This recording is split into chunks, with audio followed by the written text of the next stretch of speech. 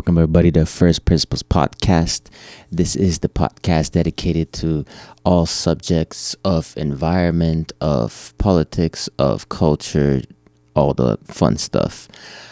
Today, we will be discussing the subject of nuclear power, nuclear energy. Of course, energy is one of the fundamental requirements of life, and we often take it for granted. And you might expect that when you flick a switch, you'll get lights, you'll get a response, you'll get electricity. But that there's a long history that had to come before in order to make that reality true. There are many forms of energy, of course, and today we want to focus on nuclear because we believe that or at least I'll speak for myself, that nuclear has a lot of potential and a lot of benefits and value in society. And I believe that it is unfortunate that there are societies, movements, or even political policies taking place that are moving people further away from exploring nuclear energy, developing it further, refining it, and taking it to the next level. So I wanted to start this. Actually, before I do that, any thoughts before I jump into it real quick, Elliot? No, I would say you fairly spoke for both of us. I have a pro-nuclear mindset as well. I have some criticisms, which we'll get into later as well. But generally, my thoughts are in line with yours in terms that nuclear is something we need to consider more.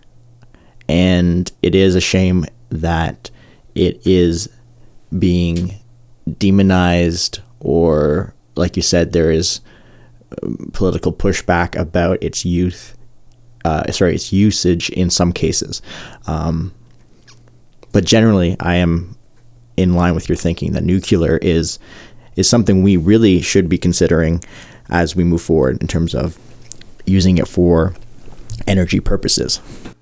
Yes, and it has a very rich history, which I want to kind of partially get into right now. And I want to begin with a quick story that I found in a brochure called The History of Nuclear Energy. It's from energy.gov. I believe it's an American-based institution. So it begins like this: the discovery of fission. In 1934, physicist Enrico Fermi conducted experiments in Rome that showed neutrons could split many kinds of atoms. The results surprised even Fermi himself. When he bombarded uranium with neutrons, he did not get the elements he expected. The elements were much lighter than uranium. In fall of 1938, German scientists Otto Hahn and Fritz Strassmann fired neutrons from a source containing the elements radium and beryllium into uranium. They were surprised to find lighter elements such as barium in the leftover materials. These elements had about half the atomic mass of uranium.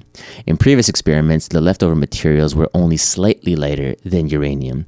Hahn and Strassmann contacted Lise Meitner in Copenhagen before publicizing their discovery. She was an Austrian colleague who had been forced to flee Nazi Germany. She worked with Niels Bohr and her nephew Otto R. Frisch. Meitner and Frisch thought the barium and other light elements in the leftover material resulted from the uranium splitting or fissioning. However, when she added the atomic masses of the fission products, they did not total the uranium's total mass. Meitner used Einstein's theory to show the lost mass changed to energy. This proved fission occurred and confirmed Einstein's work. So, essentially, they fired a bunch of atoms of a certain type of element into the atoms of a different kind of element. They measured the results, found out something wasn't there, and essentially proved Einstein's infamous E equals mc squared, energy converted into mass. So to me, it's a really fascinating story because it demonstrates, first and foremost, the level of companionship and the level of interchange of information that had to take place back when this nuclear discovery was first taking place, where you had scientists from all over the world, all over Europe. You had Italians doing work with the Swiss, doing work with the Germans, Americans, and this is just one small excerpt. I read this other book that really went into the history of nuclear energy, and there was such a global effort from the scientific community, and it's just truly inspiring when you read about that stuff, because even though, and it's very relatable to what's happening now, that even though there was issues, there was of course wars between German scientists and the West, the Allies, there was still a lot of interchange of information that was taking place for nuclear energy.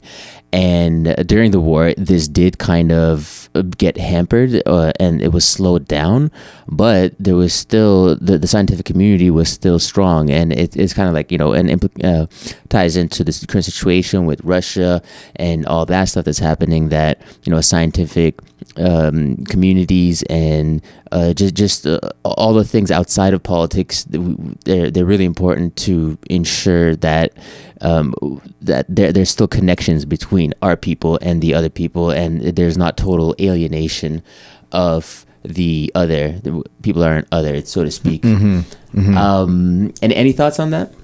Yeah, well, I immediately thought of the book E equals mc square, which is a biography of the world's most famous equation, and it's by David Bodanis, if I'm pronouncing his last name right. And it might be the book that you're referring to. It is a fantastic book that outlines all the events leading up to that equation and the proving of it and implications of it, and it's a fascinating read. And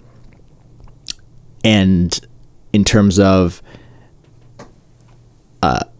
collaboration in the scientific community around the world, it really shows what is possible when you allow free scientific dialogue from very intelligent, often out there thinkers in the terms of science and around the world, and what can come of that. And it's of course going to be a shame if that is hampered.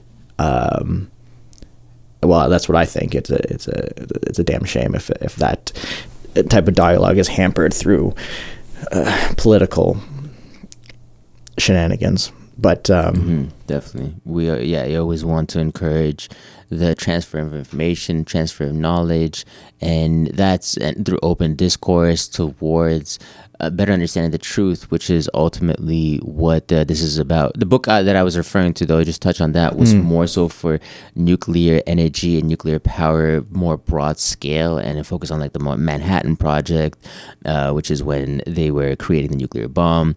But so it wasn't so much focused on Einstein's equations necessarily, but just like the history of nuclear energy and power. And again, just how many little experiments, just how many small little discoveries here and there all piled up and all led to the accumulation of these amazing power plants that supply energy on scales which were never seen before, and produced waste on a reduced scale never seen before as well, which we'll get into a bit later.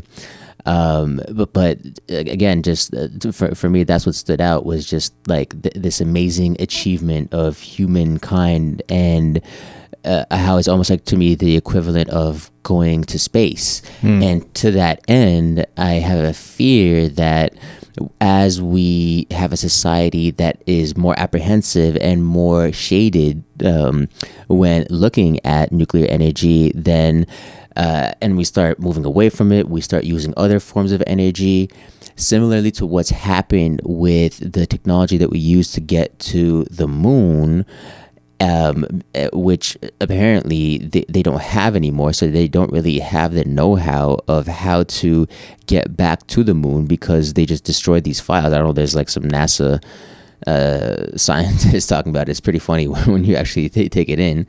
But it does go to say that these are specific sets of knowledge and understanding, and if they're not utilized, then they are forgotten. And if nuclear power isn't utilized for a sufficient amount of time, then you have a generation that grows up without that knowledge. Then what if you come to a point that we realize, oh wait, this was actually a good idea and we want to increase our nuclear production, and then we don't have the expertise, we don't actually have the knowledge from the people to actually make it. And that's a scenario that I've been thinking about recently, where we're going to be royally screwed when we're faced with that decision, or that faced with that consequence ahead of us, just because of our desire to move away from nuclear. Wait, did we go to the moon? No, I'm joking. I'm joking. I mean, we get into if Elon says we went to the moon, we probably went to the moon. But right. Yeah, no, what you're describing is terrifying, and it is actually playing out in other areas of society where those or individuals that have a knowledge base about how to do certain tasks are dying or moving on to other things, and that knowledge is being lost. And you go, hang on a second, people write things down, there's instructions. Yes, there is, but having instructions and having people that are capable of executing those instructions, and having people that have the know-how to like navigate and what to look for in this vast knowledge of things we've written down is essential for us to be successful in producing. So whether it's, here's a really more basic example. It would be something like, there are no great masons anymore. So building things out of rock and stone, and it becomes more niche. There's only a few people know how to do it. But this same thing is happening for water treatment plants, for certain types of technology. When you're not looking after the people that are maintaining these systems, and you bring in new people that are junior or intermediate and don't have the same knowledge base. When you demonize a certain technology, people move away from it. They stop being up to date in terms of their knowledge in it. And this stuff can atrophy, like a muscle atrophies. And it takes just more effort to get back to a society where people are capable and knowledgeable in these areas, because we've allowed that to happen.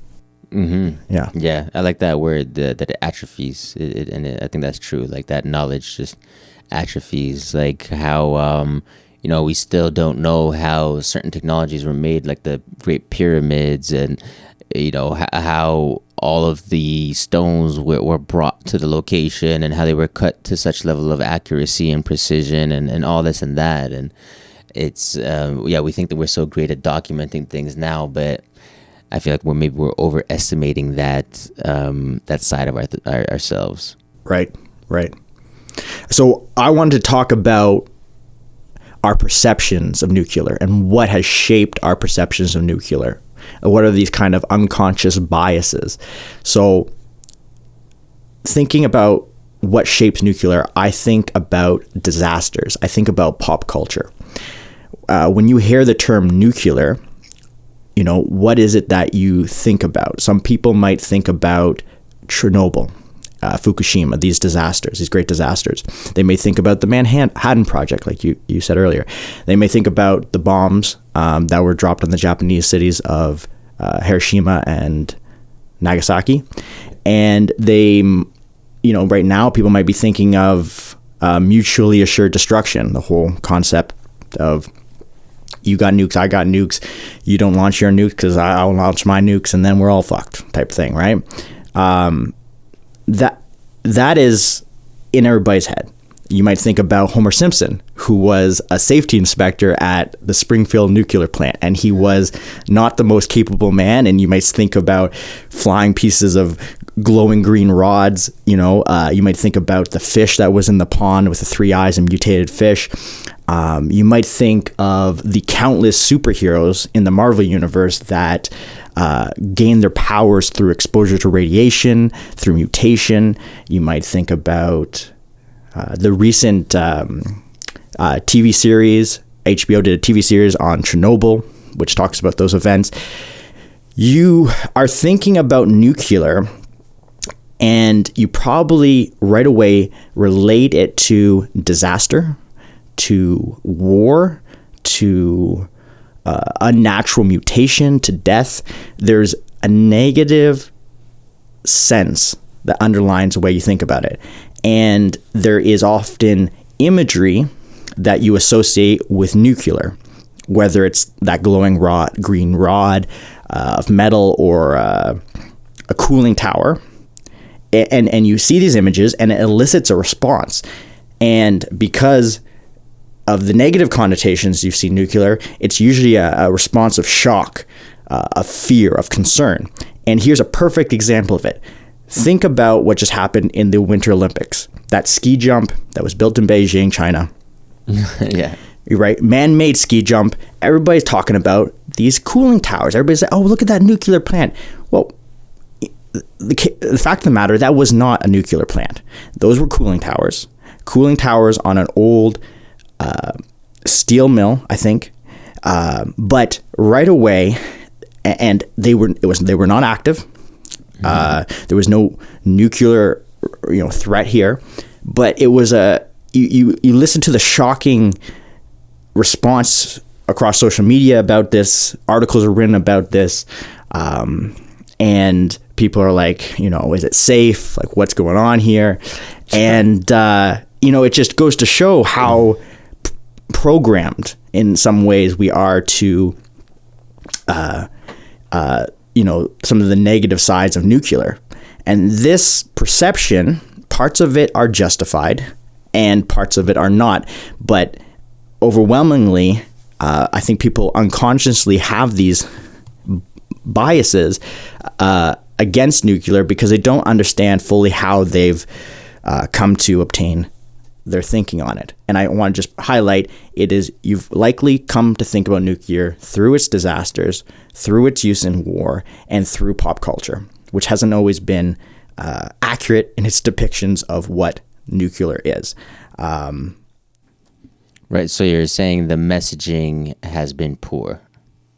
The comms, the nuclear comms has not been the best. The PR for nuclear has not been great. They're scrambling. They're like freaking Tylenol after their huge conspiracy in the 90s or something, where like people got poisoned with drinking Tylenol. Anyways, for example, for an analogy, but yeah, they're scrambling to get their PR back on track.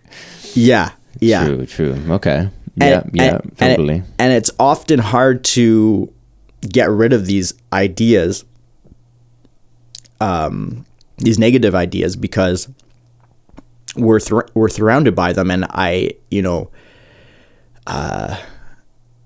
think what we need to also discuss is how nuclear, not just nuclear, but radiation is used in our day-to-day lives for outside of energy, for positive outcomes or useful outcomes. They come with some risk, which is always the case when you're dealing with radioactive material. But there's of course, there's a number of medical devices, X-ray machines that have allowed us to diagnose diseases and cancers preemptively. There's the use of it in engineering for determining the density of soils after compaction, which allows you to build safe structures, safe highways that are not going to shift on you unexpectedly. The nuclear is used all around us in less public ways in that way, I think we should consider that the use of it as a nuclear energy is not as, I want to say, not as risky as we might be led to believe. Right. So essentially, we need to improve, again, the messaging, improve how we understand this subject, because it's been really poorly discussed. It's been really poorly communicated. And just thinking about it, I don't know if this is true or not, but do you think that that's partially as a result of some of the events that have happened, or do you think that it's more of a concerted effort? I think there are definitely, and you can find them, organizations that are very critical of it, unjustly critical of it. But I think it just comes about more naturally. It just, the stuff of Marvel Comics, it was the phenomena of having a substance that is invisible, and then it bombards you, and it could change your DNA, and that DNA change could lead to mutations. That was fantastical. It was just something fun to write about. And then, of course, the disasters are scary, so they get into the news and propagated. And then something like the dropping of the bombs and that whole race to develop nuclear weapons was such a critical point in changing the way we fight wars, in terms of that, of course that's going to stand out. Of course that's going to be a place in history that everybody remembers. So it's people talk about some of the what are the most important or the most cutting edge technologies that are going to shape the next 100, 200 years. And there's people that say nuclear is one of them, and bioengineering is another one of them, right? And then AI, and there's a whole list. But, nuclear will always have its beginnings that are tied to these more tragic events. So, they definitely start off on a rougher foot. Okay, well, to that end, I think it's worth, as we discussed, changing some of the messaging around nuclear, and I think changing that perception. And I mean, I don't know how much this podcast is going to help with that, but at least we'll try, give a crack at it. So it's funny. Hold on, but you're going to go talk about safety? I was going to start going into some numbers and stuff. Can I just quickly roll out a quick intro on safety? Sure. Okay. My background, I should tell everyone, is not in any shape or form related to nuclear energy. However, I was trained up on a Troxler, which is a nuclear energy gauge. It's a gauge used to measure the density of soils after compaction, and it, for all intensive purposes, is a box, not very big. You put it on the ground. Neutrons are fired out of the bottom of it. These neutrons go in the ground. They are slowed by interactions with the soil particles. When they come back up to the sensor, those slowed particles are measured, and it's able to spit out the density of the ground. Used all the time for road constructions, for setting up bases, for buildings. But because you're dealing with a nuclear substance, you need to know how to safely use these machines, how to store them securely, how to transport them. There's all these laws and regulations about transportation, right? So my introduction to nuclear was through my training on the Troxler. So it is limited, but let me give it a stab at what I understand. So in a broad sense, there are two types of radiation. There's ionizing radiation and there's non-ionizing radiation.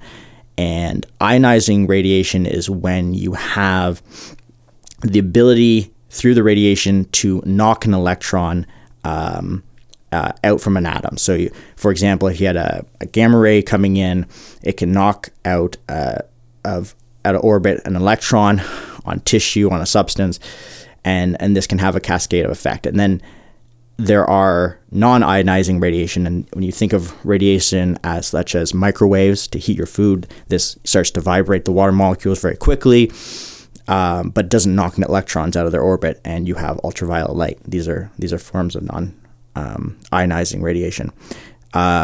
So when we talk about ionizing radiation, which is the more dangerous or potentially more dangerous form of it, depending on the dosage, you have subatomic particles, and you have electromagnetic waves. So you have X-rays, gamma rays, beta particles, alpha particles, neutrons. And this whole, this whole idea of safety is around how much of this radiation do you get exposed to, and what is your dosage, and what tissues are being exposed to the dosage, because different tissues react worse to radiation exposure than others. So there's all these weighting factors in terms of health, but there is this one unit which our listeners might know of, which is the sievert. And so sieverts are used to measure radiation dosage. And I don't know how many people know this, but there's actually background radiation that comes from natural sources that we're exposed to all the time. So we're based out of Ontario. We receive around 3 millisieverts a year of radiation, and it comes from all sorts of things. There are some from basements, which get exposure to radon. There's rocks that expose it. There's cosmic contributions. There's man-made contributions. But I just want to point out that there is a natural, occurring radioactive material that we are exposed to. And now, natural doesn't mean it's healthy for you. You could still be exposed to unhealthy amounts of radiation from a natural source, but they exist. And I think that's good to understand. I heard this recently, that coal actually releases more radiation during normal operation than does nuclear, because coal contains trace amounts of naturally occurring radioactive elements. And though, when you have a normal operation of a nuclear plant, there is shielding and everything, in fact, that prevents it. But, there is some radioactive occurrence that comes from coal, and coal has actually killed more people than nuclear has, but we'll get into that a bit later for other reasons. The last thing I just wanted to say is two things about dosage. So I talked earlier about exposure of radiation from machines like X-ray machines. So if you were to go get a chest X-ray, you would be exposed to 0.06 millisieverts. Okay. If you go get a bone scan, you get dosed with a little bit more, 4.6 millisieverts. And in general, this is what scientists and the health community that have studied this have come to conclude. Roughly, these numbers are, take them with a grain of salt, because there are shifting ideas on this. But here's in a general sense, when we talk about sieverts, and I just described a fraction of a sievert and a few sieverts. But the thinking is that if you're exposed to 0 to 250 millisieverts, there is no effect. You will have complete recovery. There's no negative effect that we've been able to detect. If you are exposed to 250 to 1,000 sieverts, you might have slight blood changes, fluctuations in red and white blood cell counts, delays, effect, but there's a good chance of recovery quite quickly. As you go up to 1,200, you might see nausea, fatigue, but you will recover within days. 2,000 to 3,000, you may get the vomiting. You might have a few weeks of nausea. And these are not small things, diarrhea or throat, but there is a recovery within 3 months they typically see in individuals. If you go to 3,000 to 6,000, then you start getting into the areas of 50% of people die exposed to these amounts. Over 6,000 millisieverts, probability of death is considered 100%. So why am I saying this? Because it sounds scary. It's good to understand that it's all about dosage. There is dangerous radiation. Radiation is a catch-all term. There are forms of radiation that have very little to no health effects. There are some ionizing types of radiation that have health effects, but it depends how much you're exposed to.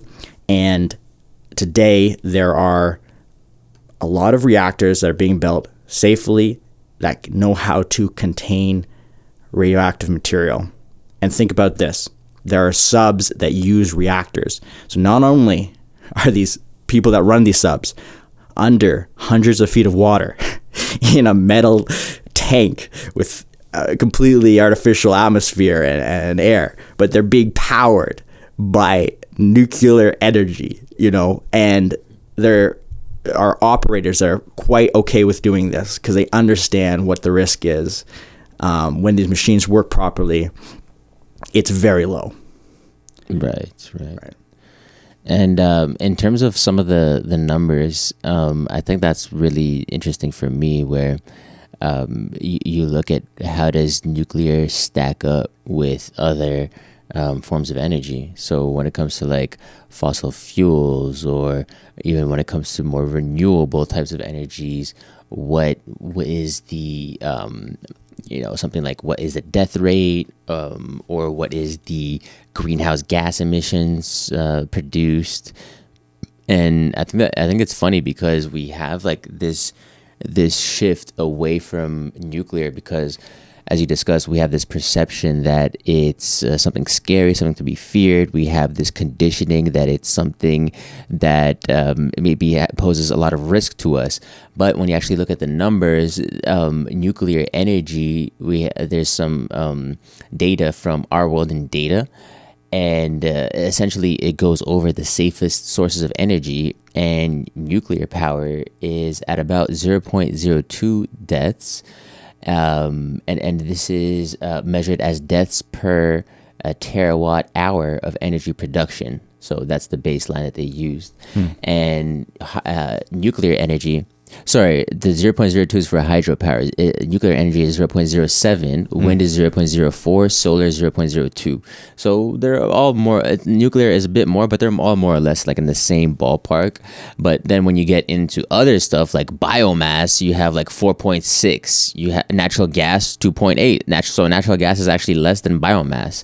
Then you have oil and coal. That's where it goes up to more 18 and 24.6.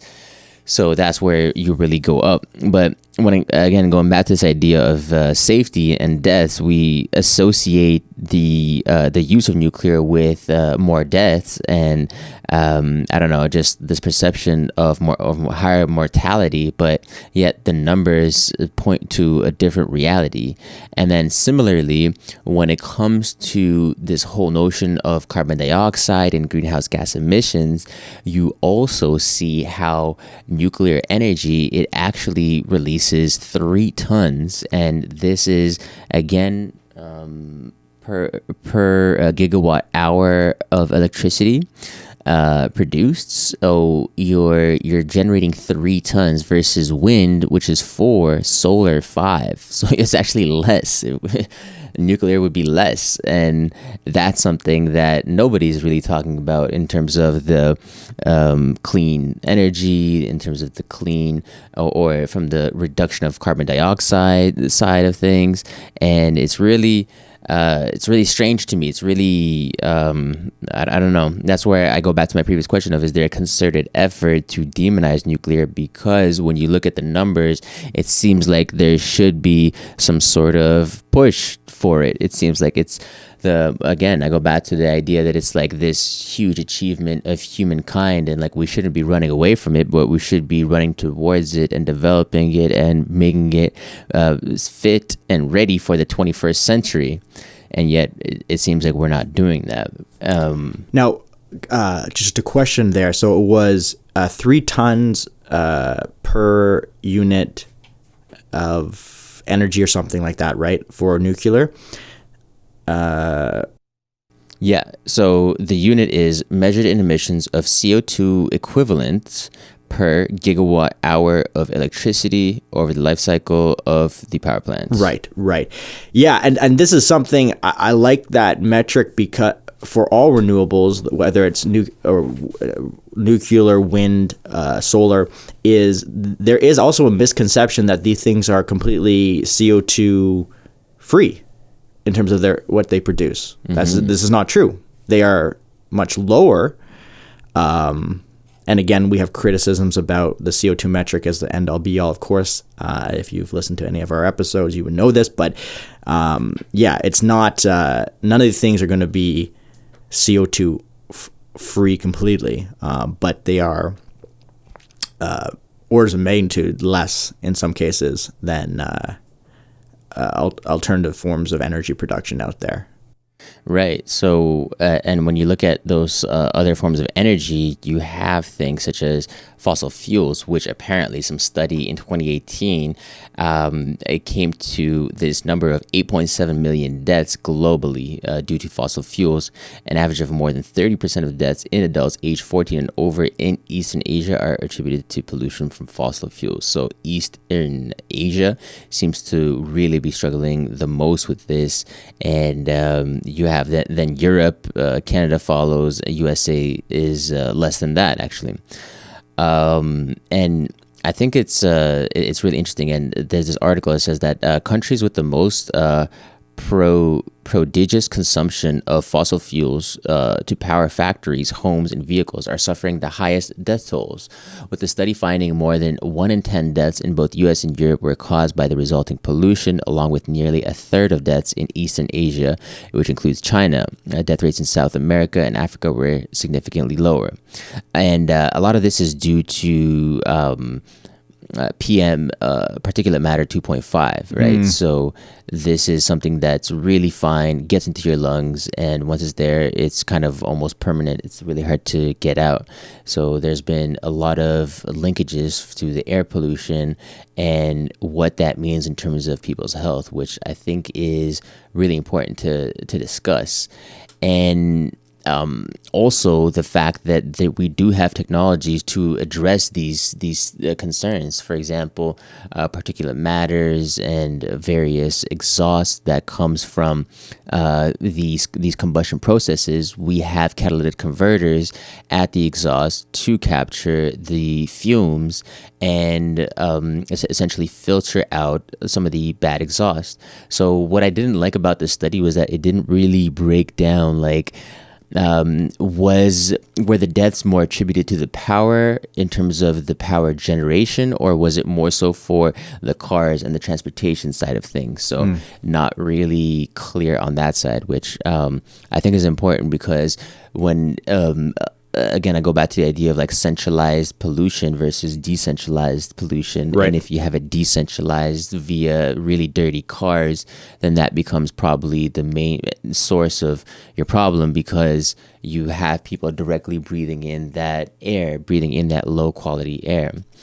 And I think there was this other article that I found, which was really...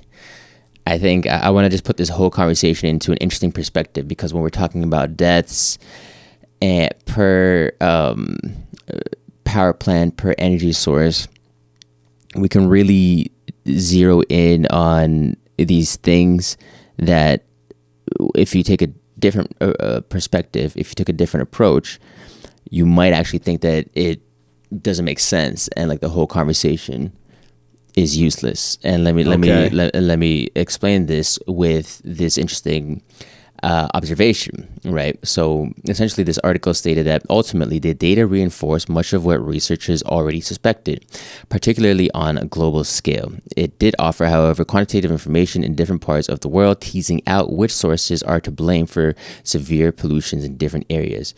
So this goes back to a comprehensive evaluation of source sector fuel contributions to the PM 2.5 disease burden analyzed across over 200 countries.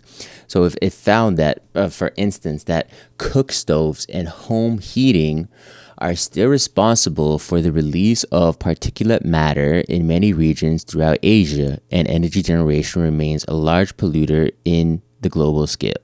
So, and this is from an article that's titled "New Research Finds 1 Million Deaths in 2017 Attributed to Fossil Fuels Combustion."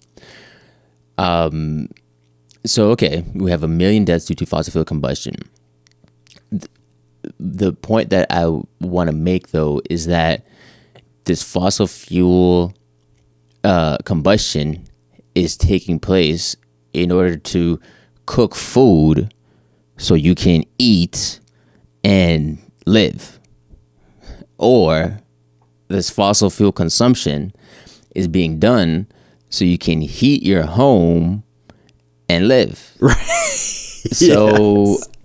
I go back to what I said, that we need to take a different look and a different approach when we're actually analyzing these types of numbers and zoning in on, which source of energy, which source of power actually leads to the most deaths. This has the most pollution, so there's more exhaust fumes people are breathing in, so therefore more deaths, so this is like more dangerous. Well, okay, true, but also, if these people didn't have this energy, they would freeze to death. If these people didn't have this energy, they would starve to death because they wouldn't be able to cook their food properly. You see where I'm going with this? Yes, exactly. And I want to say two things about it. First, that you have to be careful when you talk about death from fossil fuels as well, because they're talking about existing uses of fossil fuel, like existing power plants that do not have a level of like a scrubber or something that protects from these emissions, right? So that needs to be considered. It's not just simply fossil fuels equals death. It's the way the fossil fuels are burned and the emissions that are allowed to escape that result in these death. And then the other thing that is worth pointing out is it's not, we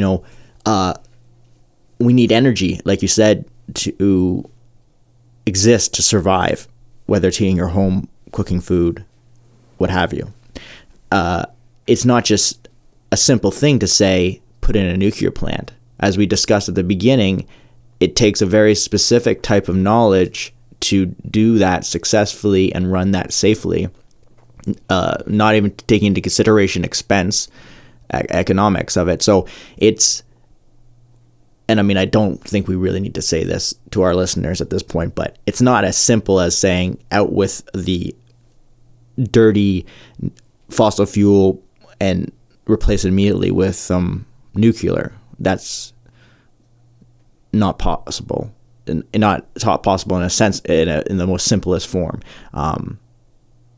Can I read something that Bjorn Longberg said that kind of talks about this whole thing we've just been talking about? Yeah, please. Okay, so he says, most global energy is not electricity. The world's largest renewable energy source is also its oldest, bioenergy. Bioenergy is mostly just a fancy way of saying burning wood, which provides 60% of all renewable energy and is especially problematic in poor countries where it leads to excessive indoor air pollution and deforestation. This has been repeatedly documented in scientific literature. Remember, coal releases more radiation during normal operation than does nuclear because coal contains trace elements of naturally occurring radioactive elements, which I've mentioned earlier. Even in disasters like Chernobyl and Fukushima are expected to result in less than 4,800 deaths by the World Health Organization. Let me repeat that again. Even great disasters like Chernobyl and Fukushima are expected to result in less than 4,800 deaths by the World Health Organization and others, or fewer deaths than caused by coal-fired plants in 4 days.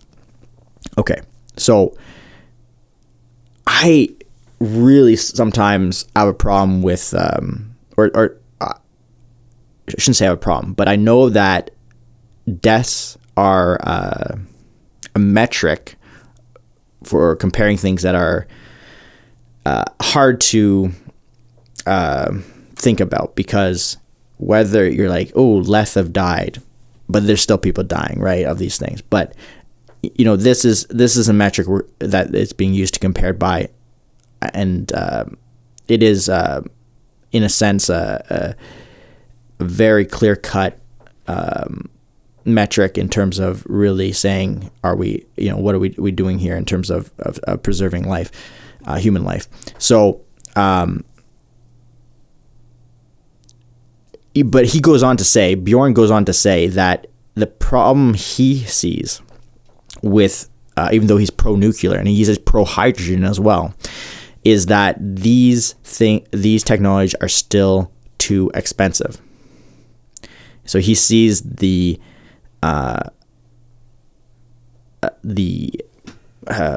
growth, the enlargement of these technologies on the world stage being prohibited still by cost. And I think that is something we have talked about before on this podcast, but it's always something you have to keep in mind. If you're a poor country and you have a lot of trees, right, you're going to burn biomass. If you're a poor country and you have a neighbor who's producing lots of coal and can sell it to you, you're going to buy coal because you know how to use it. It's cheaper. It works. So, But I would say, how is it more expensive? Because we built them in the 70s, 80s, and how's it more, like, relative to what? And, like, for what purpose? Like, right, and that's something I actually don't know a whole lot about, but part of the expense, I must imagine, comes from the bureaucracy, from the level of safety and red tape around producing, enriching uranium. Of course, the plants are expensive in themselves for, the technology you have to put into them.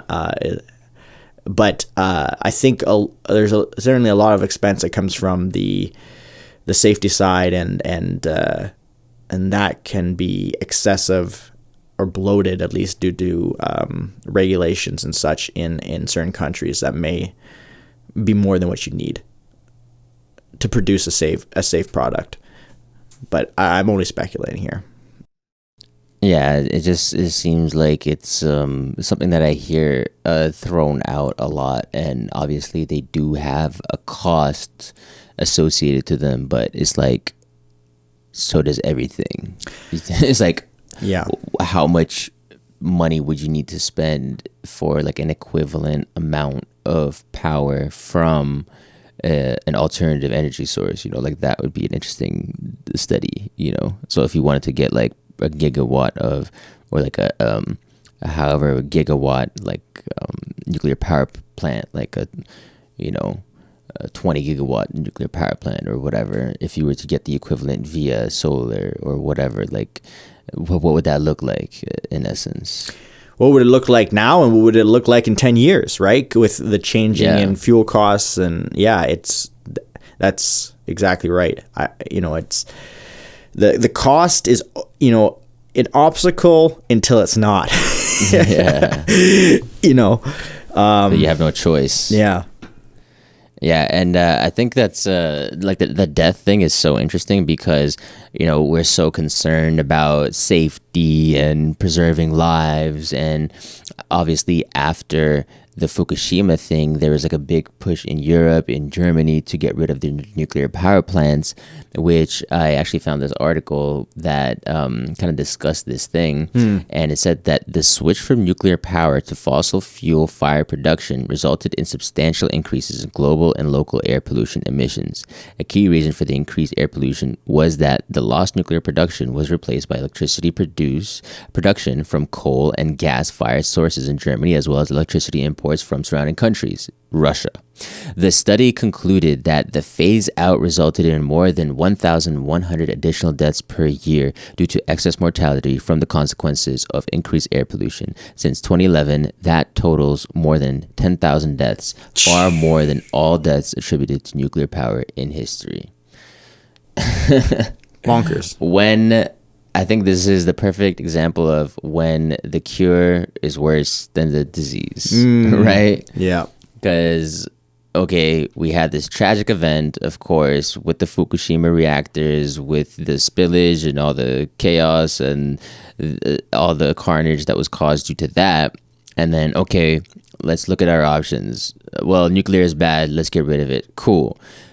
Lo and behold, it's actually led to far more deaths than those nuclear power plants ever would have. So it's just really fascinating how we can make these decisions and think that we're doing something good, but in hindsight you realize, like, wait, that was totally the wrong thing to do. And it's just like a really funny lesson with this whole nuclear conversation and what it means for the future of energy production.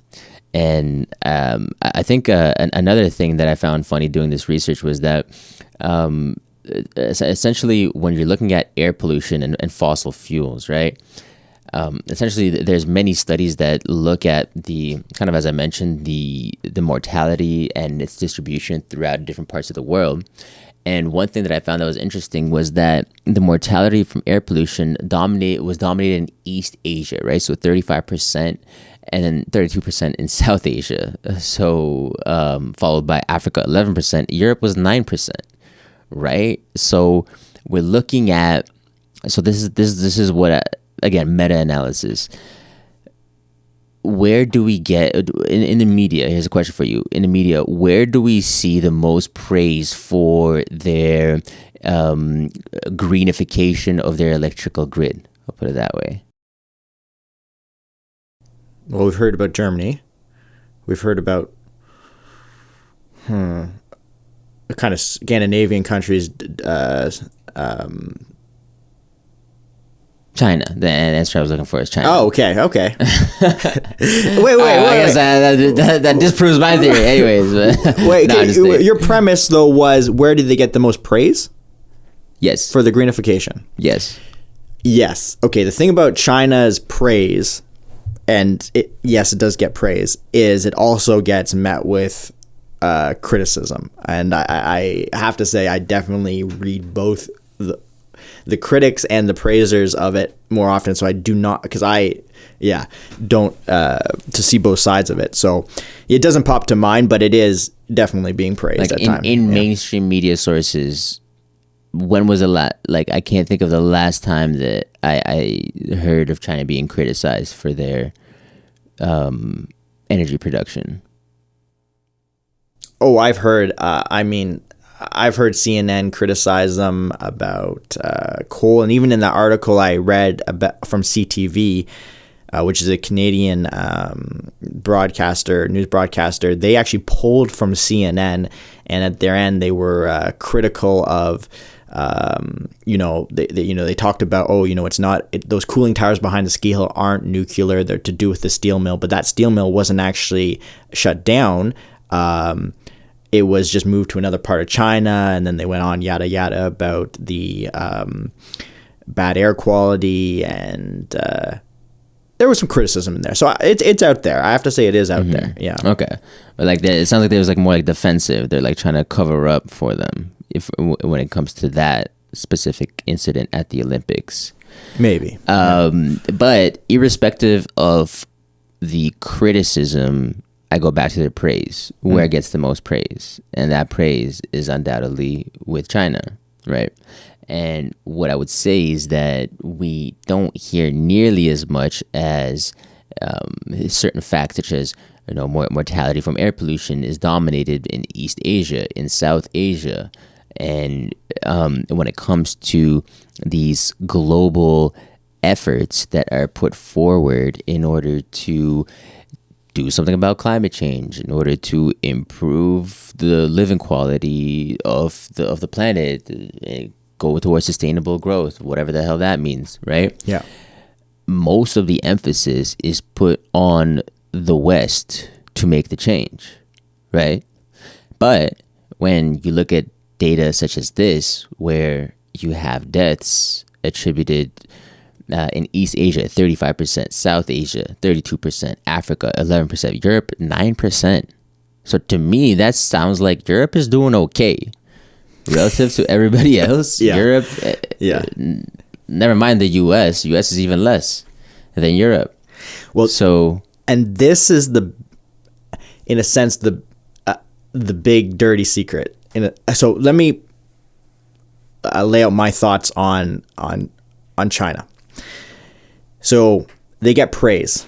I think a lot of the praise comes from PR within the country, from their own government, in order to offset criticism by others. So you have a PR mechanism there. Then you have the reality that, yes, they consume the most coal, but they are the greatest manufacturer of goods in many sense, and including the manufacturing of green technologies like solar panels. They're responsible for bringing down solar panel costs.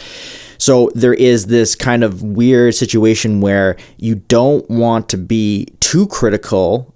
It must be people in the West that realize they can't be too critical of China and their manufacturing, the way they do energy, given what they provide back to people. So there's always I think the criticism is censored in a sense through the ties that the West, Canada, US have with China in terms of what they rely on them for. And I think that a lot of the praise stems from within China and through their government, for in terms of praising them for their green changes they're making. Yet, like you said, if you look at the numbers, the places that really need to be making vast improvements are places like China. Yeah. So yeah, there is definitely like a PR campaign that they have succeeded in, because it's definitely, from my perspective, not something that's highlighted to a high degree. So again, I make the case that when we look at the global net contributors of carbon dioxide, number one, or greenhouse gases, and then the deaths in terms of the impact that's actually happening, and then in terms of the changes that are being stipulated on people, it shows to me how there's an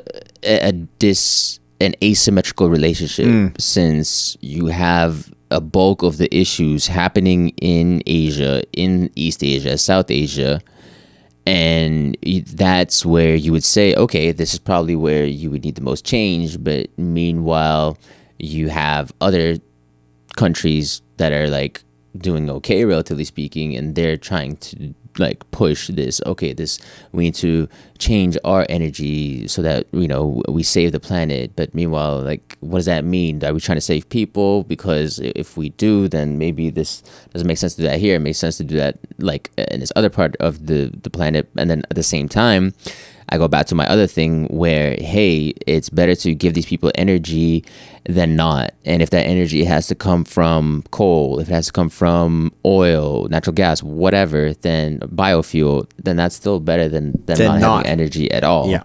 Right? And you're going to actually save more lives, even if those have externalities of deaths associated with them, because there's a life savings associated with being able to heat your home, being able to cook properly, having a solid supply of energy and heat for your home. And everything that comes along with that, like clean water through a treatment plant, through plumbing, that's not possible without power. Exactly. And here, interesting little study experiment. I just Googled China and energy. And Google. Let's see what Google gave us. First article. China's energy sector is moving into a new direction following the president's call for energy revolution, the fight against pollution. That's from the IEA. Second article. Coal remains the foundation of Chinese energy system, covering close to 70% to country's primary energy needs. 70% of the country's primary energy needs, and representing 80% of whatever. That's Wiki. So that's Wikipedia, but and then it goes into, by the end of 2019, China installed capacity for renewable energy was about 795, while right. So they're quick to go towards, again, like trying to showcase the positive. Oh, but by the end of 2019, China's installed capacity for renewable energy was about 795. Cool. While coal power capacity was 1040 gigawatts. I'm highly suspect of those numbers.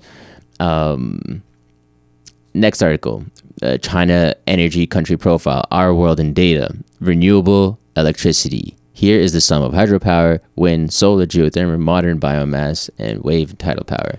So those ones are pretty. Well, they don't say much in either directions. In fact, you would have to click on the article to see the numbers. But what I'm curious. Could you just no. It's quite clearly, or maybe I'm reading it differently, but the fact that they're talking about renewables there is in itself already a bias, right? Yes. Can you just click on the news? Let's see some headlines. The news. So at the very, very top, there's like all. Go to the very top of Google, and then news. Let's just read a few of those. Ukraine war sharpens China's energy priorities as prices spike. Oh, that's going to be higher commodity prices are crashing over China's economy after Russia's okay. China's clean energy conundrum. Climate change looms over China's population resources. We handpicked and explained the most important climate and energy stories from China. Yeah, there you go. Okay. Well, I mean, yeah, of course, right now, the events in Ukraine and Russia are going to change those headlines. But I mean, there without a doubt, there is some truth to your assertion about that bias. Of course, I agree with that. I wanted to say something, though, about Germany closing down their nuclear nuclear plants. Yeah, that's the word, right? Nuclear plants. Nuclear plants in light of Fukushima. Right. So when I was listening to Elon on the Lex Fridman podcast, Elon was talking, he's pretty pro-nuclear. When Fukushima happened, he went over and donated some solar panels. He made an effort, he said, to eat the vegetables that were grown in Japan near where the event happened. And he was saying he was critical of the cleanup standards. He believed that the reason it became so expensive, the cleanup efforts, was that they had a very strict standard to which they want to reduce the radiation. If I understand correctly, and again, I'm no expert in this, so I don't know what to make of this. It could be the case that you do want stricter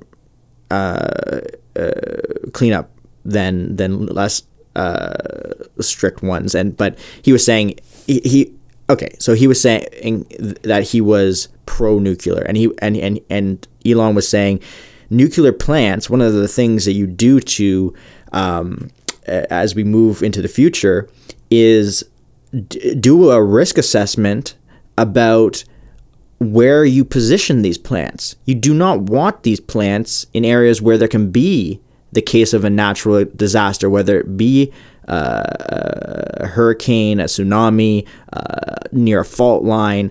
When you have places that are more stable and more or less likely to experience a natural disaster, these are the places where you place the nuclear plants. Yes, they're still susceptible to human destruction through war. Somebody targets it with a missile, or they don't mean to target with a missile and a missile hits it. There's still all, these cases. The same way when you're out in the field, or when I'm out in the field and there's a troxler and it's doing a reading and a guy in a excavator accidentally runs over it.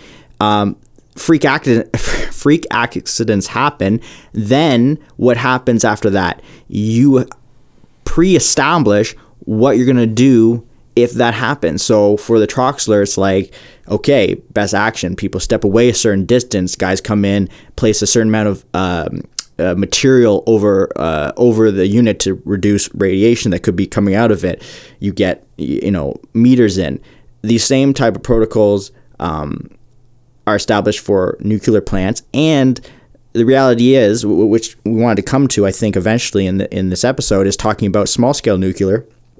So there is, larger threat or danger that is associated with these big nuclear plants that were built 50 years ago, but safety technology has improved over the last 50 years in terms of being able to shut these things down, and in some cases you don't need to build them as big, which are then the radius of influence, if something, God forbid, goes wrong with them, is less.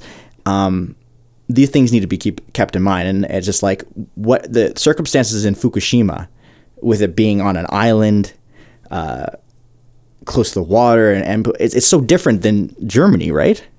Right. So why are you making policy changes in such a different circumstance? It would be my question. Like, what really is driving that? It's just a knee-jerk reaction. Right. It's like that knee-jerk emotional reaction, not really well thought out. Again, you look at those numbers where there's tens of thousands of people that have died due to that transition, and then not to mention the other political and geopolitical things unfolding in that area where it's led to. So it's just crazy how everything has just been connected, how this removal of nuclear power has led to Germany becoming more reliant on Russian imports of energy, right? So they're getting so even though they've put so much investment in solar, so much investment in wind, more than half, right? The majority of their power is still being imported from Russia. And guess what? Russia's not doing it clean. They're doing it via oil and natural gas. That's their primary natural resource. So now, because of all the geopolitical situation that's happening and unfolding with the war with Russia, Ukraine, and then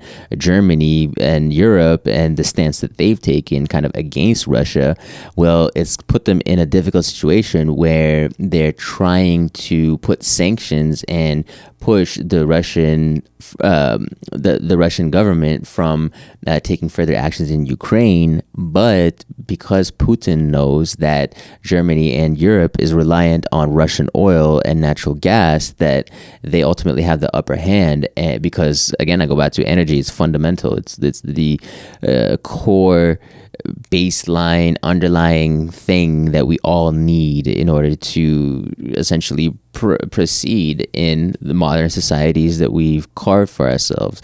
So this foolish, short-sighted vision of nuclear as bad has led to this dependence on Russian oil, which then has led to a lack of self-sustainment from your own capacities with your own energy sources, and now you're reliant on a potential enemy for your energy supply, and you are in this catch-22 where you're trying to establish some sort of deterrence, some sort of hindrance from the Russians from taking further action, yet you know that the biggest thing that contributes to their economy, which is oil and natural gas, you can't really touch too much, even though the Germans have done so, but they can only do it so much. The Americans haven't followed suit, because if they do, then their gas prices will increase and they're gonna lose confidence from their public. So it's just created so much issue, this demonization of nuclear, and it's led to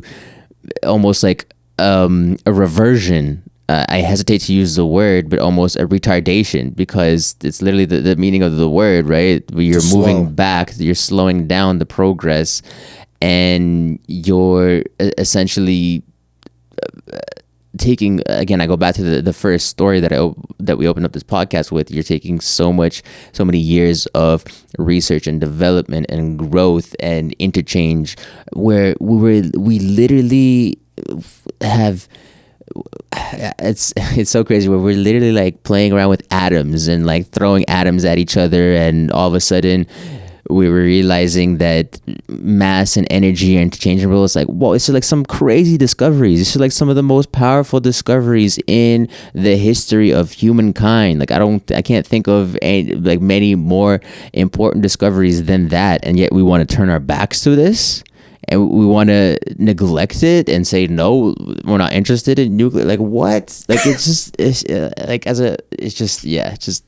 frustrates the hell out of me if you can't tell. It's backwards. It just seems so backwards, right? And to top it off, take this in. The worldwide supply of uranium is diverse, coming primarily from places like Kazakhstan, Canada, Australia. In the U.S., uranium is mined in the western states. So we could have energy independence via our own access to mines. By we, I mean Western countries such as Canada, Australia, U.S. So we don't have to be dependent on our potential geopolitical foes. It's like, to add insult to injury. Like, we have access to the mines to get the raw materials for the power plants.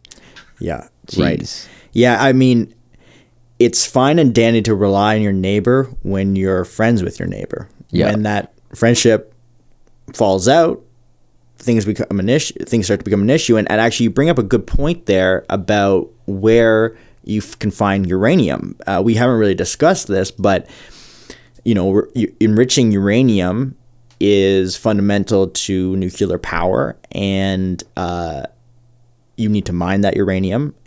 So you need to have a uranium source in your country to use nuclear to be independent. And if you don't, you will need to trade. Much like lithium for battery storage, where do you get lithium from? It requires mining in different countries and transport, similar to natural gas, similar to fossil fuels in the terms of oil and gas. There's this trade, but yeah, that becomes a key point. Is you can only use nuclear for energy security in the most secure way, for lack of a better way of saying that, if you have a source of uranium in your own country, right? That is, or with a friend, from an ally. If it's all coming from, again, somewhere where it's a bit sketchy, then you might be shit out of luck, as they say. Yeah. Want to briefly touch on small nuclear reactors. Okay. Also known as SMRs or microreactors. So one of the guys I've been following on this topic is Rob Adams, and he is an atomic energy expert with small nuclear plants, and he is pro small nuclear reactors, of course, and his past experience is as a former submarine engineer officer. And he's the founder of Adams Atomic Energy Engines, Inc. And what I like about him is in his intro on small nuclear reactors, he said this: "Let me start by dispelling the notion that I think small, modular, manufactured nuclear power systems, often called SMRs or microreactors, are the be-all and end-all solution to anything, including climate change or energy security. Though not the solution, they have the potential to be a crucial, uniquely capable part of a fully integrated, zero-emission, climate-solving grid. The best of the breed build on the best of the breed build on the lessons from aircraft manufacturing, submarine construction, electric vehicles, wind and solar, and even computers. They rely on 6 decades worth of experience." So right away, he is realistic in my mind. He's saying, listen, it's not just about everything going to nuclear. He understands that's not going to happen and that's not even possible. But he's saying, listen, they are part of the solution. You need to allow these things to come to be. And he also is pointing out that these small nuclear reactors come from all these different areas that we've advanced technology in: aircraft manufacturers, submarine construction, software. And because a criticism I often hear about small nuclear reactors goes something like this. People that are pro small nuclear reactors need to learn from the past mistakes and look at the failures of nuclear, and the technology isn't even that new. It's just the same technology from decades ago, yada, yada, yada. So, yeah, in some ways the technology isn't new. That's like saying, the technology of the car came from Henry Ford, but the Model T and the Tesla are completely different.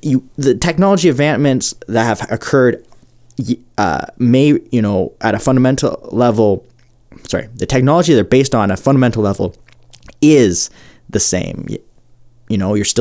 But there's been these incremental advancements we've made over the last 50 years are not insignificant.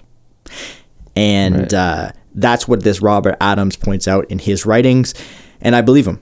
I do. I think so. When he's talking about these reactors being a useful tool for energy production, I take him seriously, and I would say that if anybody is interested in getting a perspective on these reactors, go read up on some of the thoughts of Rob Adams. What are your thoughts on these small reactors? I think, there's a lot of promise that they show. And I think what he says that they're part of the solution is important too, when you consider that there's a big push from maybe mainstream media, from a lot of more pop culture sources that, wind, solar, those are the answers. But we have to be a bit more realistic and pragmatic and realize that there's no one silver bullet, no one magic approach to solve everybody's energy demands. And we have to be energy demand. Yeah, energy demands, energy needs. Right. Yeah. And we have to make sure that the energy that we provide for people based on their area factors in that geography and makes use of what's in their surroundings. Maybe they have a warmer climate with less cloud cover, and you get away with more solar. Maybe they have access to geothermal, and you can supplement some of your heating through that. Maybe you have some tunnels of lots of wind, and you can access that. And or maybe you have a coast and you can access the tidal energy, So it's just to say that there's so many different ways of going about this energy problem. And I think the small modular reactors are definitely a part of that solution, and they'll definitely help with communities that are in remote areas, because that's one of the issues right now is getting fuel to these remote areas. It's super expensive. It's time consuming, and if you can have these a large supply of energy that's shipped in via these small modular nuclear reactors, and it's kept there for a prolonged period of time, and it doesn't have to be subbed out, then that could be a huge bonus in terms of cost savings, maintenance, all these types of benefits. So I think there's a lot of promise, and it's true that there's you can't. It's so lazy for somebody to just say, "Oh, you should just learn from the past." Like, it's just such a cop-out answer or criticism, where it's like, okay, you need to actually look deeper into this and try to understand what the improvements have been made, what were the issues in the past, have they been addressed, because it's just so much more complicated than just saying something like, learn from the past. Like, it's just labeling something, and then it's just intellectually just simple-minded BS. I mean, I heard that, or read that headline and that argument, and I was like, so you're saying if something has failed in the past, it will fail in the future, or we can't make it better? Like, it's such a flawed way of looking at it. Yeah, airplanes failed until they didn't. If we had everybody thinking like that person, then we would never have innovation. We would never have the creation of something that maybe initially failed, like an airplane. People would be like, hey man, we've been trying to do this for thousands of years. You're not the first. Plenty of people smarter than you have come and done it. But meanwhile, the people, the Wright brothers, they still like, nah, man, we're still gonna do this thing, and they eventually have their invention has revolutionized the world as we know it. So it's just a very lazy way of thinking. And hopefully, if you're listening to this podcast, we're helping. And also for ourselves as well, because I think this is something that is just natural to people and requires constant, diligent, mindful exercise, so that you yourself, we ourselves avoid this type of thinking of just being lazy, labeling this and that. I catch myself doing it sometimes too. So yeah, it's not to say we're not perfect by any stretch of the imagination. But one last thing, we talked a lot that I want to just highlight is just, again, like the power of nuclear. And this one fun fact that one uranium fuel pellet creates as much energy as 1 ton of coal, 149 gallons of oil, or 17,000 cubic feet of natural gas. So one pellet. It's just very, very powerful. So again, to me, it's an amazing representation of the achievement of the human mind, of the human community as well, not just of the human mind on an individual level, but the human mind on a community level as well, because it wasn't just the invention or the discovery of these little small things that were important, but it was also the amalgamation of all those small discoveries that pertain to quantum physics and electron spin and this and that, and how all these small discoveries that were each individually important and ingenious in their own right, but then also how the community brought them all together to generate something even more astounding, being the nuclear energy, and then beyond that, nuclear bombs for negative reasons, but whatever. Right. Yeah. It is incredible. It really is. I think this is the type of thing that draws a lot of people into physics and understanding, trying to understand the world through the lens of physics. Here's another thing that people probably know already, but I'll just lay it out there. It's like the sun is a giant fusion reactor, and without the radiation that comes from the sun, there would be no life on Earth. There's so much that relies on the radiation from the sun. It is the particles from the sun that are responsible for the aurora borealis, the northern lights. There's, the world is an incredible place, and it's just foolish for us to and think how dangerous the sun is. The sun is, there's no way people can get to a certain like how close you can get to the sun before that. But it's finding that balance. It's finding that right scale, the right distance, the right safety precautions to make the best out of our technology. And I mean, our technology is what humans at any given point understand they can do with their physical world, based on years of research and findings from many, many talented, incredible people across the world. So, I